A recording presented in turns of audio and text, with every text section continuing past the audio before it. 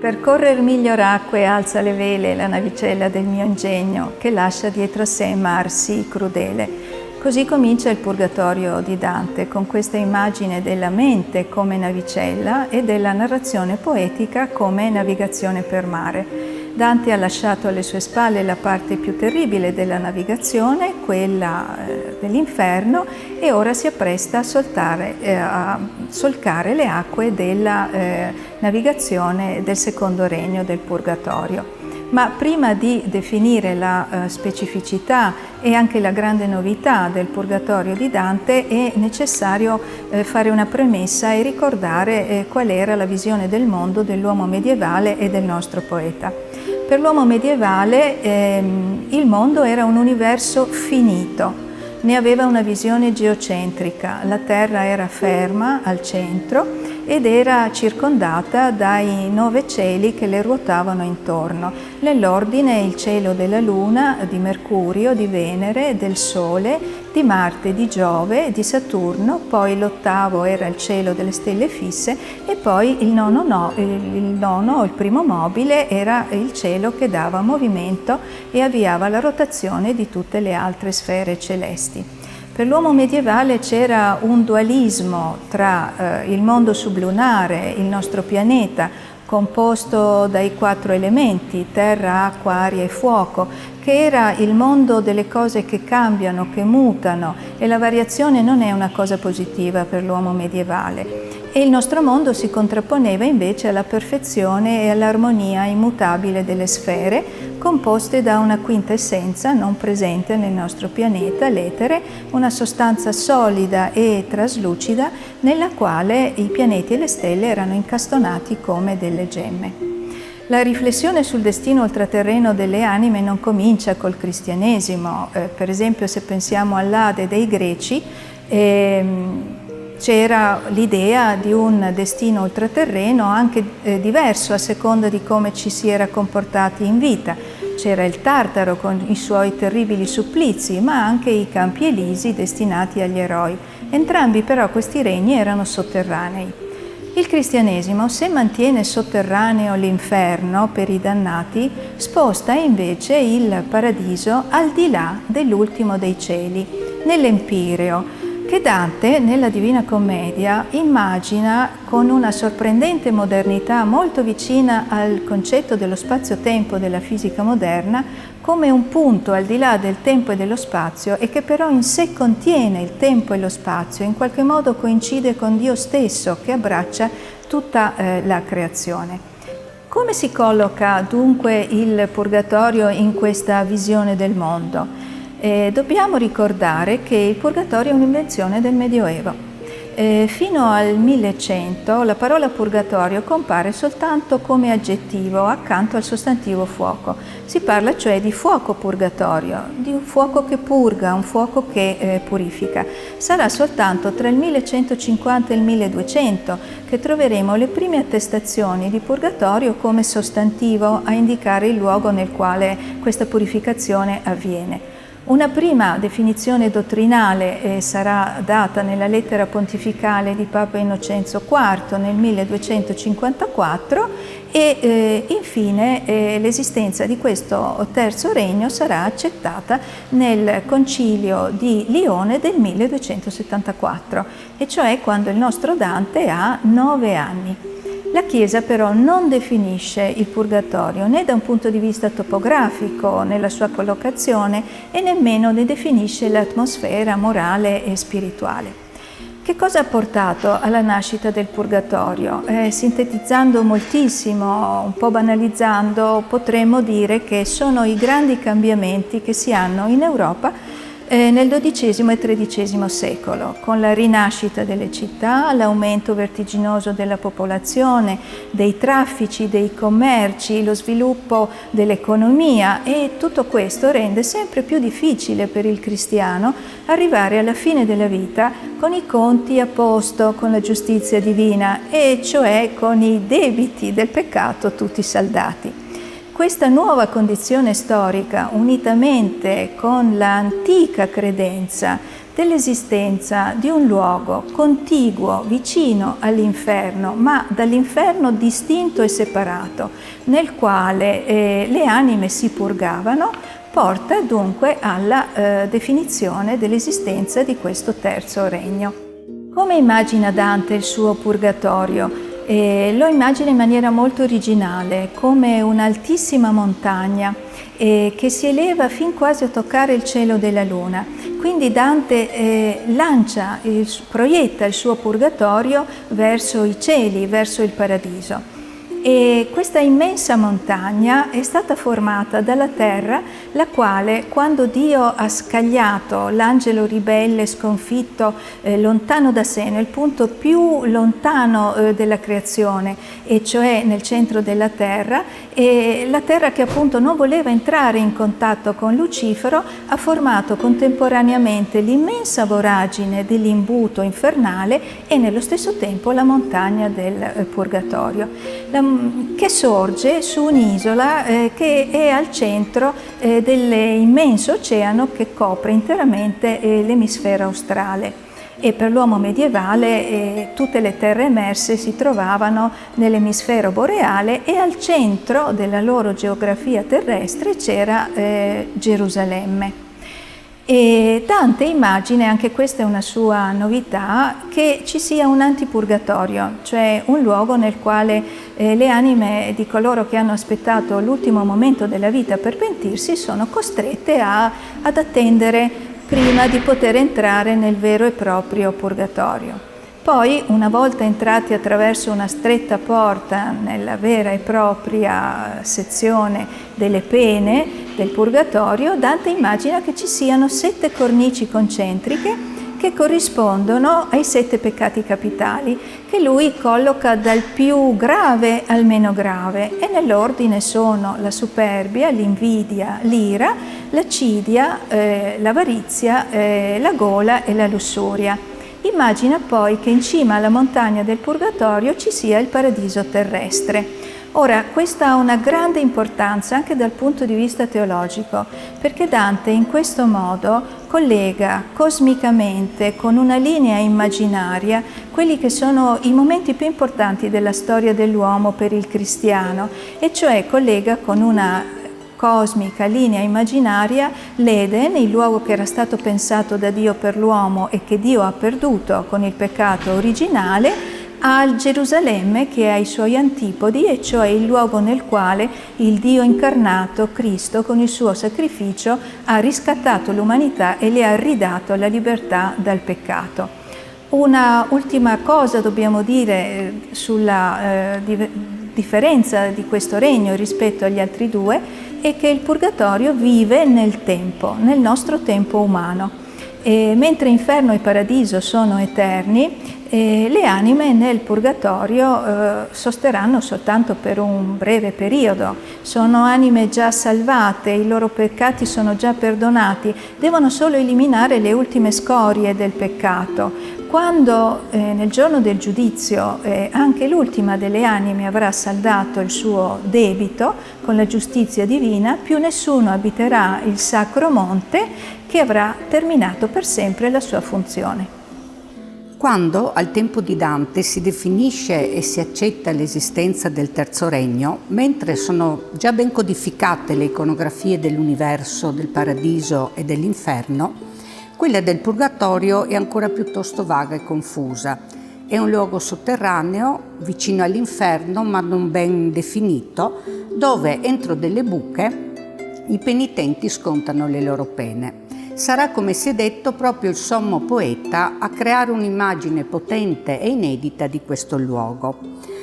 Ora, come si sa, la tradizione ha le sue resistenze e i cambiamenti sono sempre molto lenti e graduali.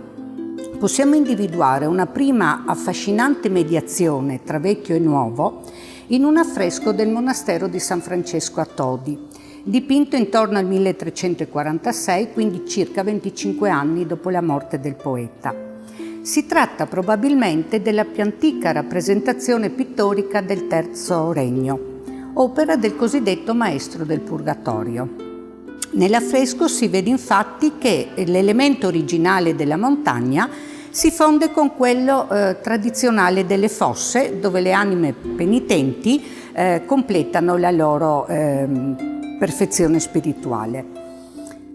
Purgatorio che qui è rappresentato come una montagna, ma al posto delle cornici dantesche troviamo ancora le fosse, 7 antri, come i 7 vizi capitali, che ospitano i penitenti.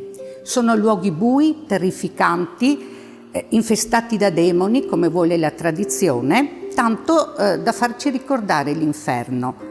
Però qui, a differenza dell'inferno, la pena non è eterna, è purificazione e quindi è temporanea. Nella montagna infatti si apre una porta dalla quale escono le anime mondate, vestite di bianco e accolte dalla Vergine Maria. La presenza salvifica della Madonna rimanda nuovamente a Dante, che in tutta la commedia dà grande rilievo a questa figura, che è l'unica creatura senza la macchia del peccato originale ed in grado di intercedere per noi e di frangere, come dice Dante, il giudizio di Dio.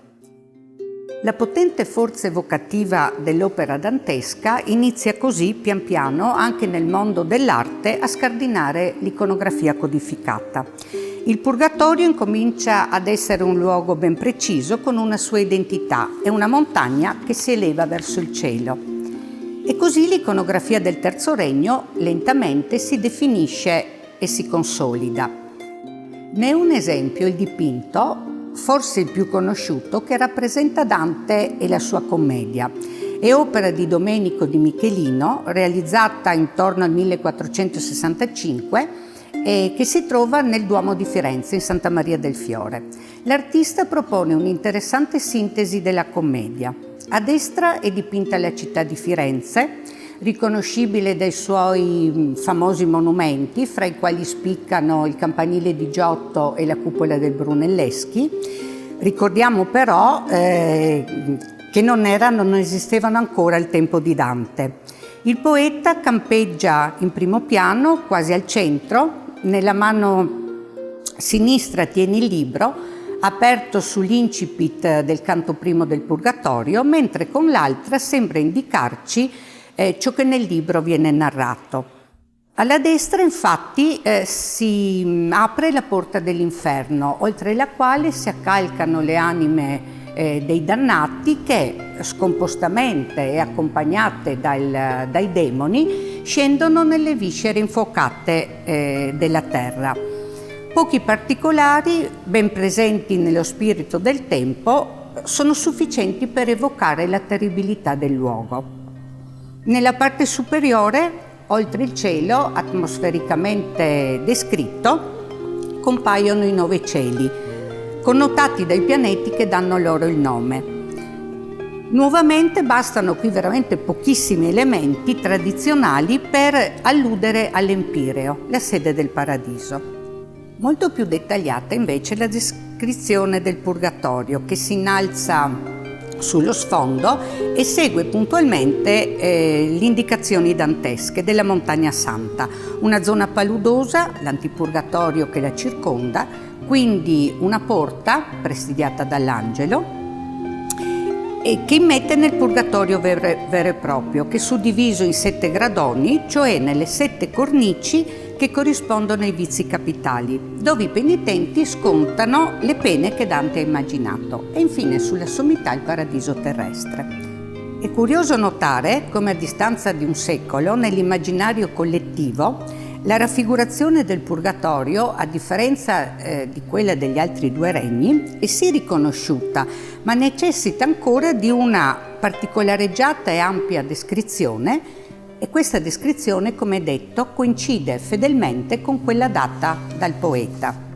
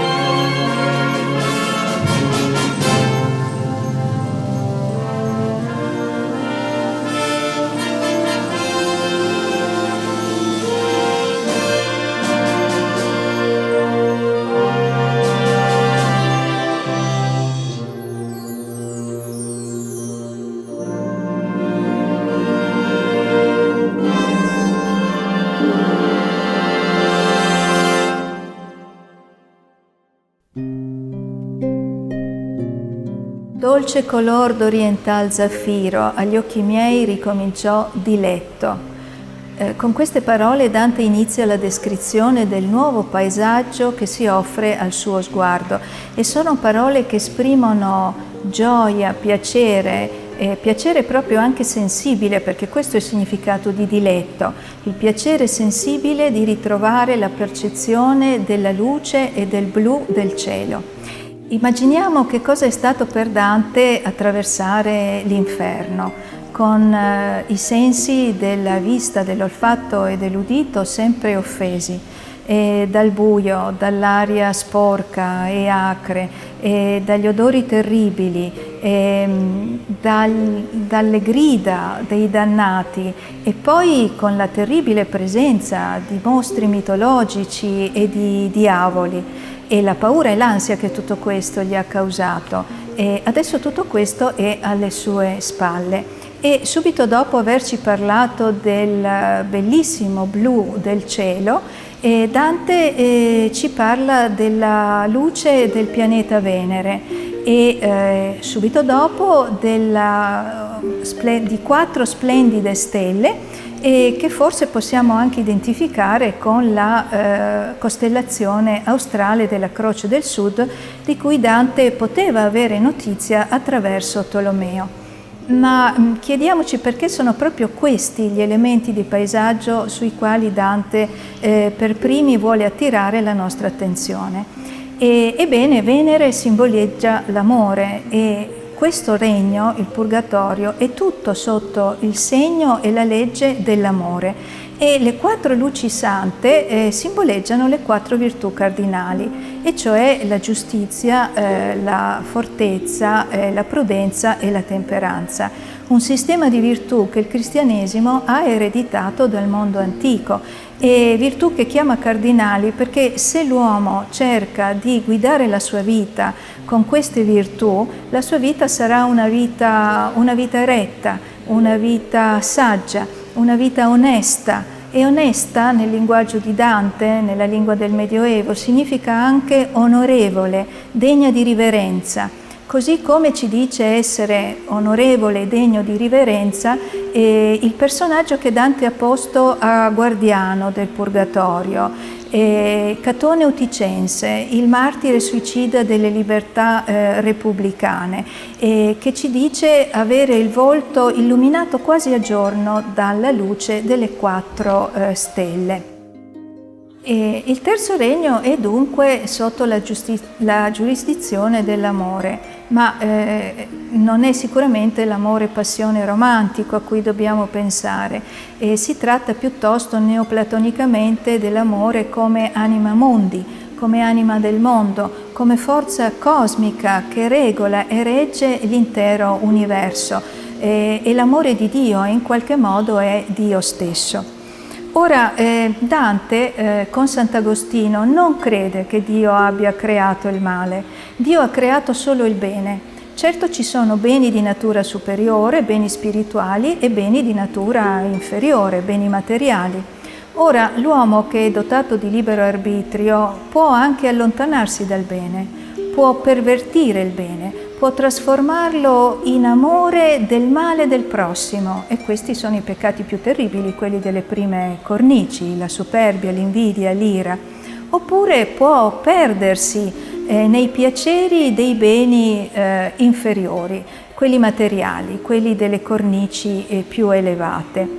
Ora, tra tutti questi beni materiali, beni inferiori, che sono giusti se con giusta misura perseguiti, non sono male, lo sono solo se noi ci perdiamo in essi, ebbene Dante detesta l'avarizia, e cioè l'avidità, l'inesausto desiderio di beni materiali, di potere, di ricchezza, e detesta il dio denaro. La Firenze del suo tempo era la capitale del mondo finanziario dell'epoca, e il fiorino d'oro era l'analogo del nostro euro, del dollaro attuali, e Dante lo chiama maledetto fiore. Perché Dante detesta l'avidità, l'avarizia, la cupidigia? Perché l'avidità di beni materiali impedisce la realizzazione sulla terra della più importante delle virtù cardinali, la giustizia. La giustizia che dovrebbe essere il primo attributo di chi ha la responsabilità del governo politico, dell'amministrazione, della vita sociale. Perché per Dante l'uomo è destinato sì a una felicità, la più importante, quella ultraterrena, ma anche a una felicità sulla terra, alla piena realizzazione delle sue potenzialità. E questo non è possibile se non c'è un retto e giusto governo.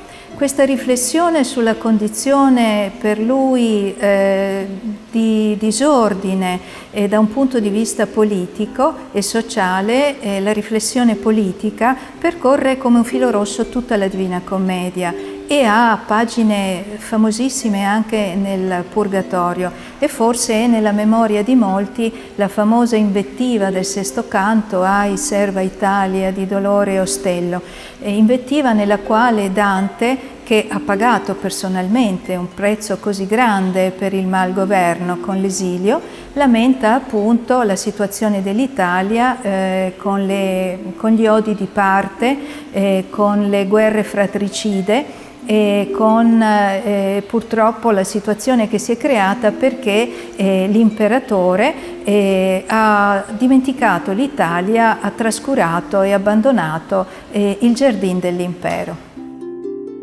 L'amore, come abbiamo visto, dovrebbe reggere anche la società civile attraverso le virtù cristiane e la giustizia, che dovrebbero essere anche la fonte di ispirazione per chi governa nel mondo.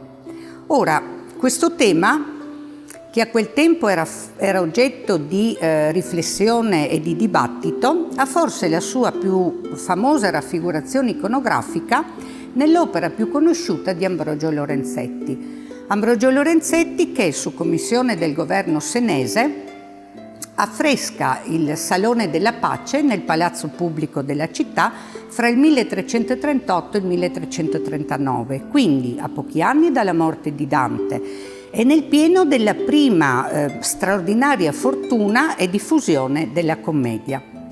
Il ciclo si sviluppa su 3 pareti e su 2 distinti piani tematici. Uno di carattere simbolico, con l'allegoria rispettivamente del buon governo e del cattivo governo, e uno narrativo con la descrizione degli effetti dell'uno e dell'altro in città e in campagna. Nell'insieme un vero e proprio manifesto politico. Il programma è piuttosto complesso. Semplificando possiamo evidenziare che nella parete centrale viene raffigurata l'allegoria del buon governo, impersonificato da un vecchio saggio, i cui tratti ricordano il Catone uticense che Dante mette a guardia proprio del Purgatorio. Egli è circondato, è ispirato, dalle allegorie delle virtù, le teologali sopra di lui, le cardinali al suo fianco. Sulla parete di destra si vedono i benefici effetti del buon governo, in città e nel contado. La descrizione del paesaggio, esempio unico nella pittura medievale italiana, è ricca di dettagli precisi e realistici. Sulla parete opposta, oggi purtroppo piuttosto rovinata, è affrescata l'allegoria del cattivo governo, rappresentato da una figura mostruosa, dai tratti decisamente demoniaci, ha le zanne, le corna, gli occhi strabici, ed è circondato dalle allegorie dei vizi e dalla descrizione, anche qui molto dettagliata, dei suoi nefasti effetti in città e in campagna. È interessante notare come la scelta cromatica è coerentemente pensata per sottolineare visivamente i temi trattati. Nelle pareti contraddistinte dal bene, a governare sono i colori vivaci e armoniosamente intessuti fra loro, mentre dall'altra parte, dove regnano la cupidigia e l'ingiustizia, dominano colori più scuri e in forte contrasto fra di loro. Un'analoga riflessione su ciò che può aiutare o viceversa ostacolare l'uomo nel suo realizzarsi nella vita si può ravvisare anche in un'altra opera che, pur lontana nel tempo, nei contenuti e negli intenti, affronta però il medesimo tema dei vizi, testimoniandone così la perenne attualità. vizi che ostacolano l'uomo teso verso il raggiungimento della pace e della felicità. Si tratta del Fregio di Beethoven, opera di Gustav Klimt, eseguito nel 1902 in occasione della 14ª mostra della Secessione viennese. Anche qui il dipinto si sviluppa su 3 pareti e la riflessione su questo tema viene anche qui espressa attraverso l'uso simbolico delle scelte cromatiche. Sulla parete centrale sono raffigurate le forze del male, le forze ostili, il gigante Tifeo con le sue 3 figlie, le Gorgoni, malattia, follia, morte, e poi lussuria, accidia, incontinenza e angoscia. Questa parete è di forte impatto visivo sia per la spazialità compositiva che per le scelte cromatiche ed è in deciso contrasto con le altre 2 pareti caratterizzate da una ricercata luminosità.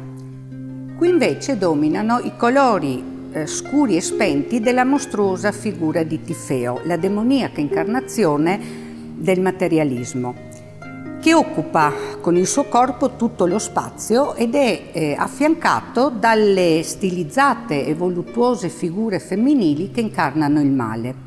Sulle tinte chiare della loro pelle spiccano note accese di colore in forte contrasto con le tonalità opache del mostro dagli occhi di madreperla. Questi vivaci dettagli cromatici, assieme ai guizzi dell'oro, fanno vibrare l'atmosfera straordinariamente raffinata, ma cupa e inquietante dell'insieme.